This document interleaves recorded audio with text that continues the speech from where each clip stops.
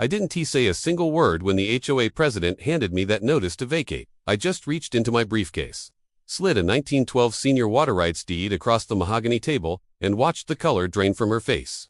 Within 48 hours, their $50 million luxury oasis was legally designated as a seasonal lakebed, and I was just getting started. The Silver Oaks HOA thought they could annex my grandfather's 60-acre ranch while I was stationed overseas. They saw a dilapidated farm and decided it was the perfect spot for 35 McMansions, a golf course, and a gate guarded by Karens in matching polo shirts. What they didn't account for is that I'm a hydraulic engineer with the Army Corps, that old irrigation ditch running through the property.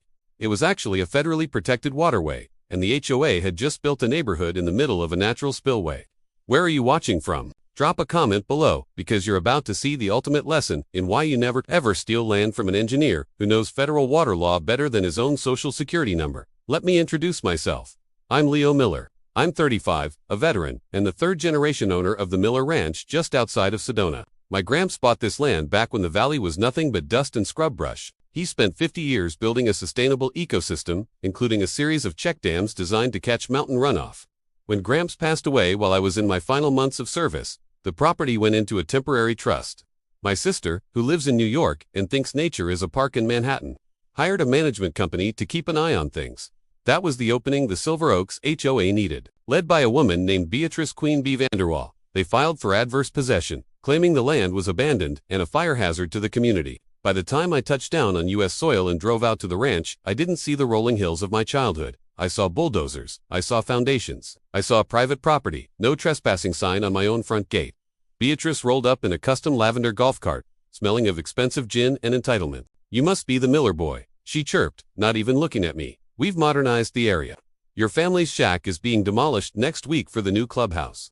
It's for the good of the community, dear." My blood didn't just boil, it turned into steam. I looked past her and saw they had diverted the main creek, the lifeblood of the valley, into a series of decorative lazy rivers for the new residents. The natural flow was blocked by tons of illegal concrete. I went to the local city council, but Beatrice's husband was the head of the zoning board. They laughed me out of the room, telling me the modernization was permanent. That's when I realized the local courts were rigged. If I wanted justice, I had to go bigger. I had to go federal. I spent 3 weeks in the county archives, digging through records older than the state itself. And then I found it. The 1912 Miller Water Covenant. It stated that the central artery of the ranch was a primary flood release path. According to federal law, you cannot build permanent structures in a primary release path without a congressional waiver. The HOA had 0 waivers. I called up my old CO from the Army Corps, now a senior inspector at the EPA. "Hey Colonel," I said, "how do you feel about a weekend in Arizona? I've got an illegal waterway diversion that's killing a downstream habitat." While Beatrice was busy planning the grand opening gala for her new estates, I was installing fluoride sensors and high-definition trail cams. I documented every gallon of water they stole from the downstream farmers. I recorded the HOA crews dumping construction debris into the creek bed, a massive Clean Water Act violation. Then, the safety inspections started.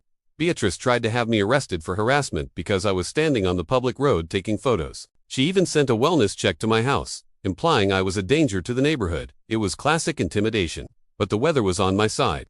A massive monsoon was rolling in from the south. The HOA had built their drainage system based on average rainfall, completely ignoring the 100-year flood levels. I knew that once those clouds broke, the water would seek its original path right through the center of their new tennis courts. The night before the gala, the sky opened up. It was a deluge. The HOA's decorative, lazy rivers began to overflow within an hour. Because they had blocked the natural spillway with my demolished barn debris, the water started backing up into the foundations of the unbuilt homes. At 6 a.m., the EPA inspectors arrived with federal marshals in tow. They didn't go to the HOA office. They came to my porch. I showed them the sensors. I showed them the 1912 deed. And then, I showed them the manual release valve for my grandfather's upper reservoir. "You see," I told the lead inspector, "per the 1912 covenant, I am legally required to release the reservoir pressure during a stage 4 storm to prevent a catastrophic dam failure. If I don't, I'm liable. If I do, the water follows the federal path." The inspector looked at the map, then at the multi-million-dollar homes sitting directly in that path. He nodded. "Open it, son. We're here to document the natural flow." I turned the wheel. It wasn't a tidal wave. It was a steady, relentless surge of muddy mountain water. It ignored the HOA's luxury stone walls. It swept right through the gated entrance. The lazy rivers became raging torrents. By noon, the entire Phase 2 of Silver Oaks was under 3 feet of water. Beatrice arrived in her golf cart, which promptly stalled in the rising muck. She was screaming about lawsuits, about her husband, about terrorism. The federal marshals simply stepped in front of her. Ma'am, you are currently standing in a federal waterway. Obstructing a federal inspector during a flood event is a felony. Step back. The fallout was glorious. The EPA issued a permanent negative impact order. The insurance companies, seeing the federal flood designation, immediately canceled every policy in the development. Without insurance, the banks called in the construction loans. Beatrice's husband was forced to resign after an audit revealed he had accepted consulting fees from the HOA to bypass environmental checks. The Silver Oaks development was declared unfit for habitation. 6 months later, the HOA filed for bankruptcy.